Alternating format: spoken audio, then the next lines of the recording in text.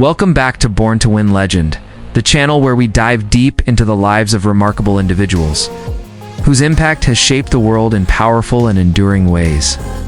If this is your first time joining us, make sure to subscribe and hit the notification bell so you never miss the story of a true world legend. Today, we bring you the life story of one of the most influential and enduring political figures of the modern Middle East. A man who has led the Islamic Republic of Iran through decades of transformation, conflict, and consolidation. The story of Syed Ali Khamenei, Supreme Leader of Iran. Syed Ali Khamenei was born on July 17, 1939, in the holy city of Mashhad, Iran.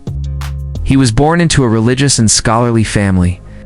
His father, Ayatollah Khomeini, was a respected cleric and a man of modest means.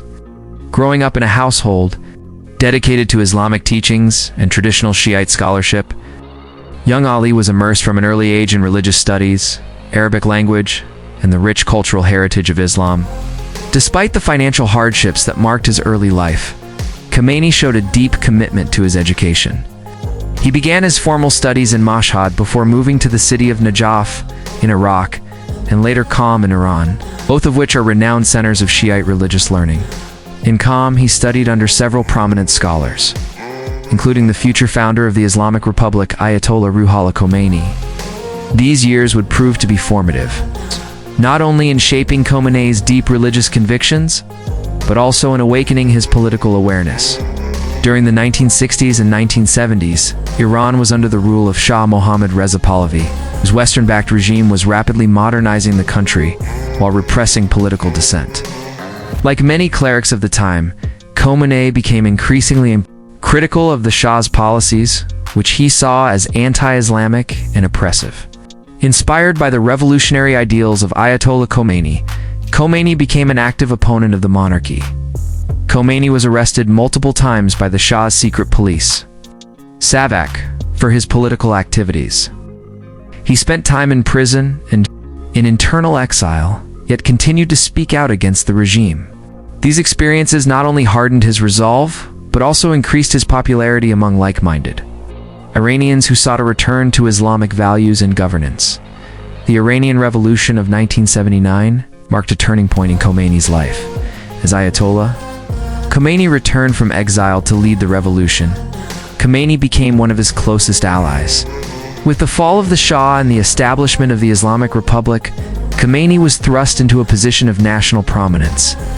He was appointed to various key roles in the new government, including membership in the Council of the Islamic Revolution and the post of Friday prayer leader in Tehran, where his sermons were broadcast nationwide. In 1981, after the assassination of President Mohammad Ali Reza, Khomeini was elected as president of Iran, served 2 terms from 1981 to 1989, during which time he worked closely with Prime Minister Mir Hossein Mousavi and Supreme Leader Khomeini. His presidency coincided with the Iran-Iraq War, a brutal conflict that lasted from 1980 to 1988. Khomeini played a vital role in sustaining the war effort, rallying public support, and managing the complexities of wartime governance.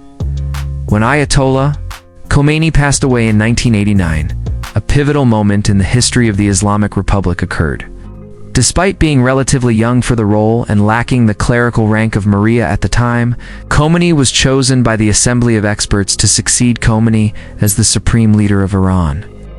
This marked the beginning of a new chapter in his life and in the history of the Iranian state. As Supreme Leader, Khomeini assumed the highest authority in Iran. His role extended far beyond religious matters. He was, and remains, the commander-in-chief of the armed forces, the final arbiter in political disputes, and the spiritual guide for millions of Iranians.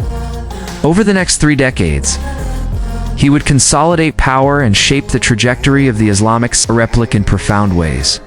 Khomeini's tenure has seen Iran navigate numerous internal and external challenges. Domestically, he has presided over political transitions, economic reforms, and cultural debates.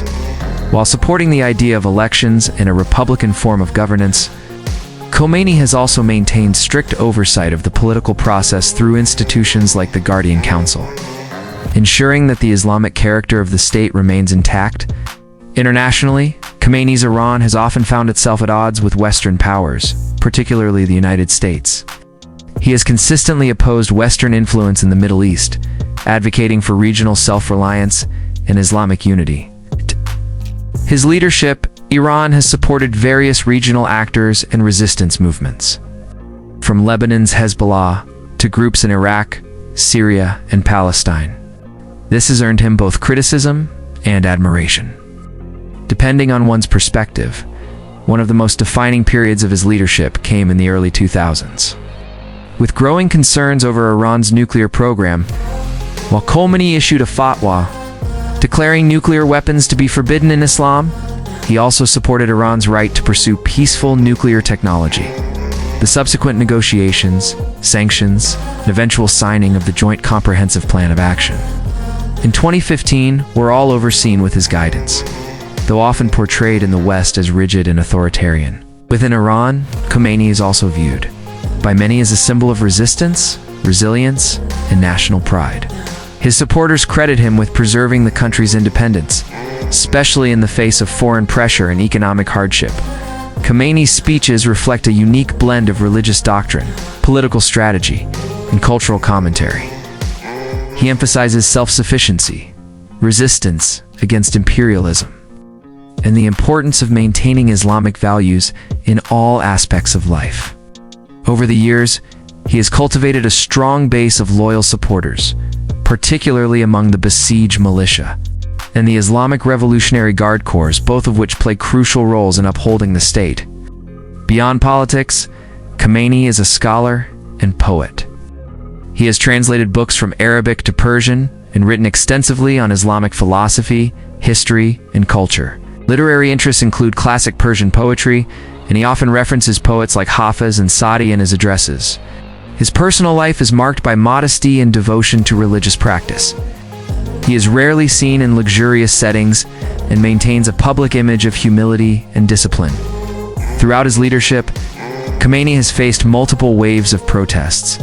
In internal dissent, most notably the Green Movement in 2009 and various economic demonstrations in recent years. While responding with firmness, he has also acknowledged the need for reforms and better governance.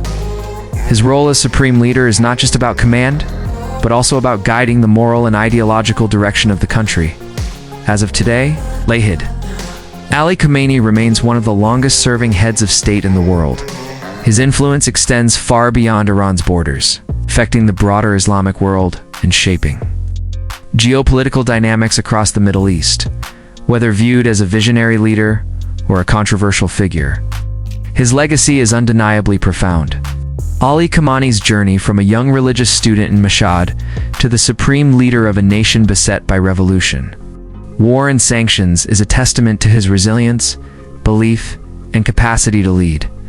His story challenges us to consider the complex interplay between faith and politics, tradition and modernity, power and principle. Thank you for watching this episode on Born to Win Legend. If the life story of Syed Ali Khamenei inspired you or opened your eyes to new perspectives, be sure to like, share, and comment below. Let us know whose journey you want us to cover next. Until then, stay strong, stay aware, and remember, legends are not born, they are made through struggle and purpose.